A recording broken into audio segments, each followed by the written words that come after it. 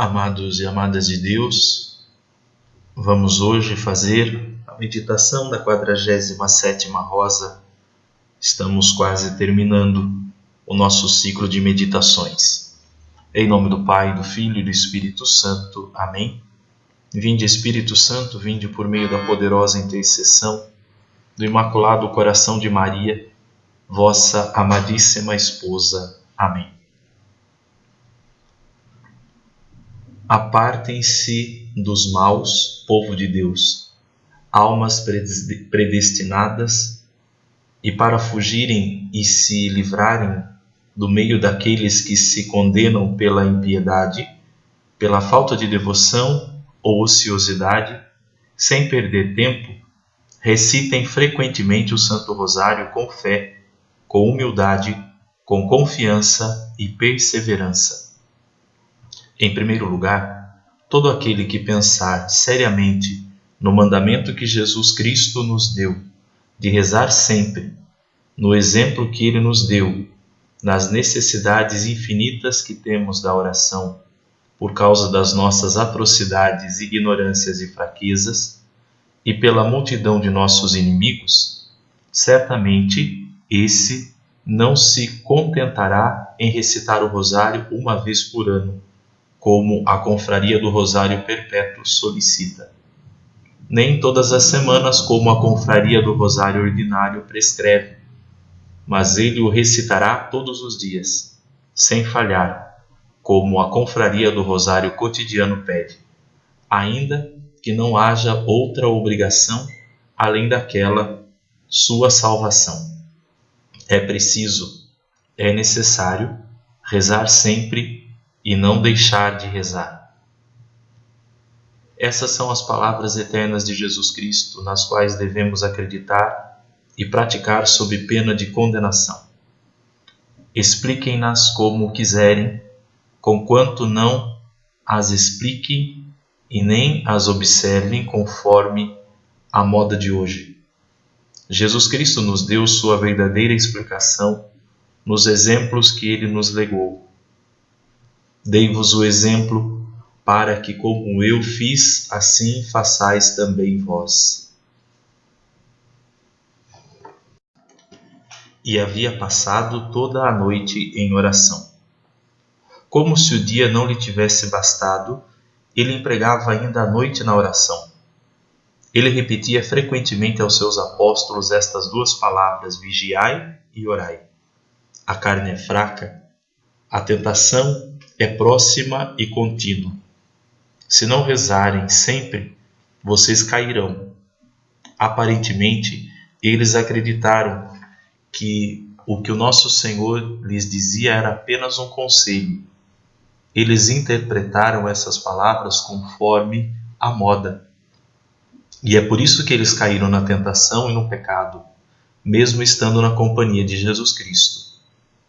Se você quer, caro confrade, viver conforme a moda e se condenar conforme a moda, ou seja, cair de tempos em tempos no pecado mortal e depois ir se confessar, evitar os pecados grosseiros e escandalosos e conservar os honestos, não é necessário que você reze tanto, que recite tantos rosários. Uma pequena oração matinal e noturna, alguns terços oferecidos como penitência, algumas dezenas de Ave Maria, de um terço casual, quando lhe der vontade, isso já é o bastante para viver como um homem honesto. Se você fizesse menos, você se aproximaria da libertinagem. Se faz mais, você se aproxima da singularidade e do fanatismo. Mas, se como verdadeiro cristão, que quer se salvar de verdade e caminhar sob os rastros dos santos, você quiser não cair absolutamente em pecado mortal, romper todas as armadilhas e apagar todas as marcas inflamadas do diabo, você deve rezar sempre como ensinou e ordenou Jesus Cristo. Assim é preciso pelo menos que você reze seu rosário todos os dias ou algumas orações equivalentes. Digo novamente, pelo menos. porque tudo o que você poderá fazer com o seu rosário todos os dias é evitar todos os pecados mortais e vencer todas as tentações em meio às torrentes de iniquidade do mundo, que frequentemente carregam os mais sólidos, em meio às trevas espessas que normalmente cegam os mais esclarecidos, em meio aos espíritos malignos que mais espertos do que nunca e com tempo para tentar, tentam com mais fineza e sucesso. Oh, que maravilha de graça do Santo Rosário se você escapar do mundo, do diabo, da carne e do pecado e se salvar no céu. Se você não quer acreditar no que afirmo, acredite em sua própria experiência. Pergunto a você se quando você fazia apenas poucas orações como fazem no mundo, e do modo como comumente as fazem, você podia deixar de cometer faltas graves e pecados reprováveis que só lhe pareciam leves por causa de sua cegueira. Então abra os olhos e, para viver e morrer santamente, sem pecado, ao menos mortal, reze sempre. Recite todos os dias o seu rosário, como todos os confrades faziam outrora no estabelecimento da confraria. Dando a São Domingos, Nossa Senhora lhe ordenou que ele o dissesse e o fizesse dizer todos os dias. O santo também não recebia ninguém na confraria que não estivesse decidido a dizê-lo todos os dias. Se atualmente na confraria do Rosário Ordinário se solicita apenas a recitação de um rosário por semana, isso é porque o fervor diminuiu, a caridade esfriou.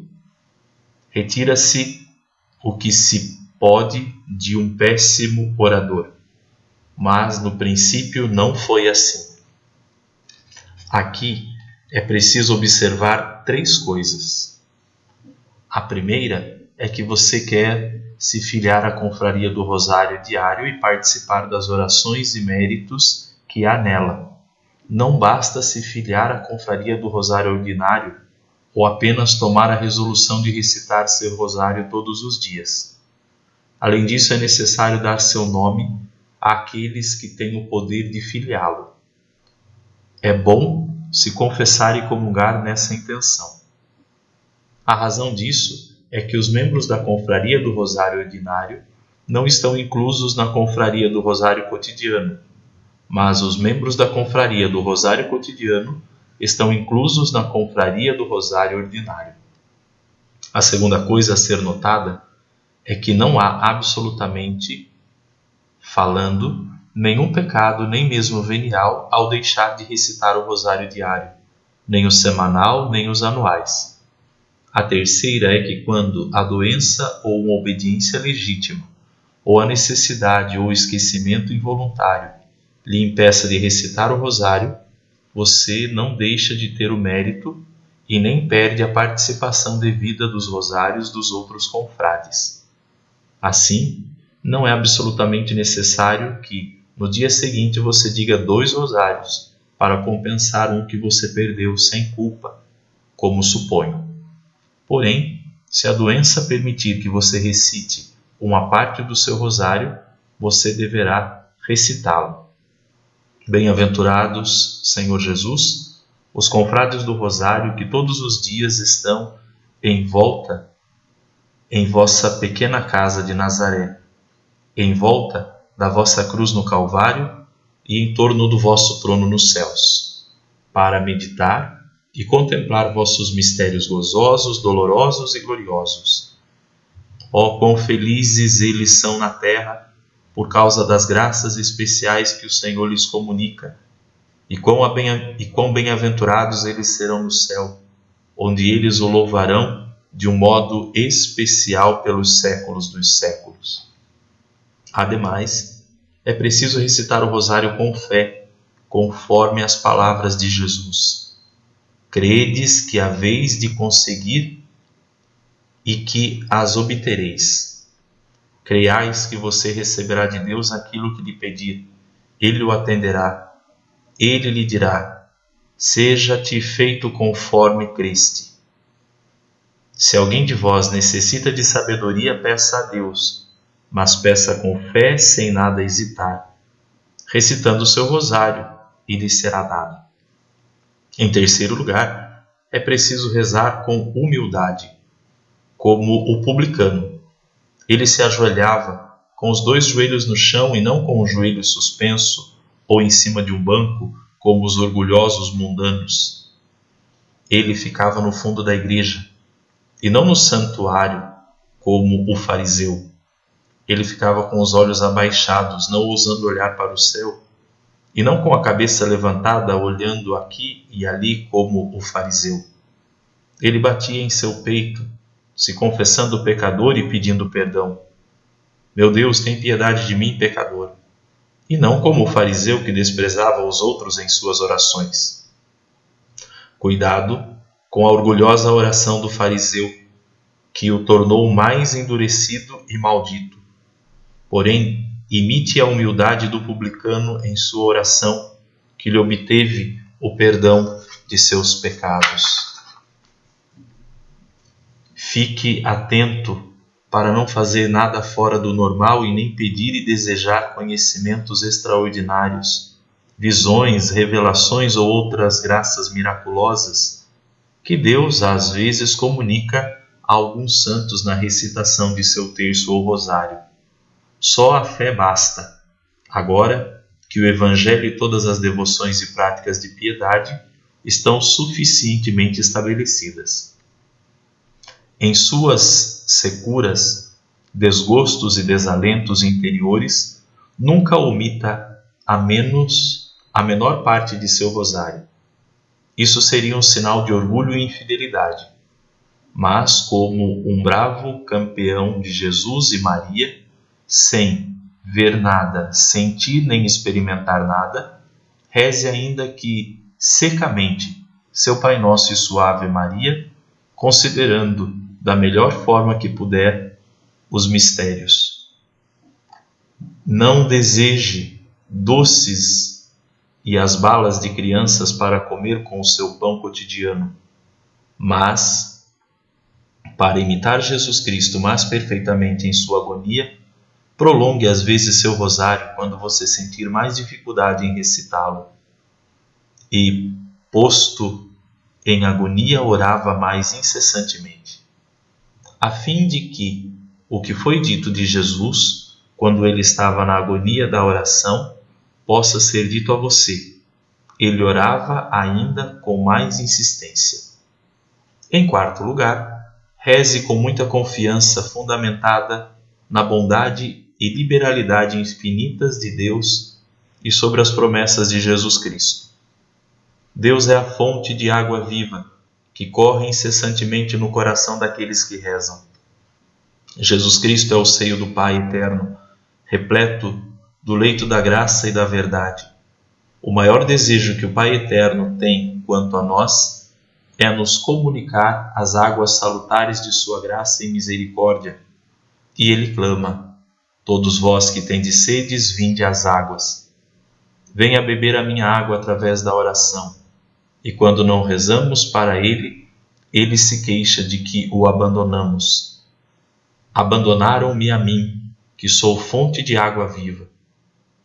Deixamos Jesus feliz quando lhe solicitamos suas graças e lhe agradamos muito mais ainda do que quando sugamos os seios cheios de uma ama de leite. A oração é o canal da graça de Deus e o bico dos seios de Jesus Cristo. Se não os sugamos pela oração, como devem fazer todos os filhos de Deus, ele se queixará amorosamente. Até aqui não me pedistes nada. Pedi e vos darei. Buscai e encontrareis. Batei à minha porta e eu vou-la abrirei. Além disso, para nos incentivar ainda mais a suplicá-lo, ele prometeu que o Pai Eterno nos concederia tudo o que lhe pedíssemos em seu nome.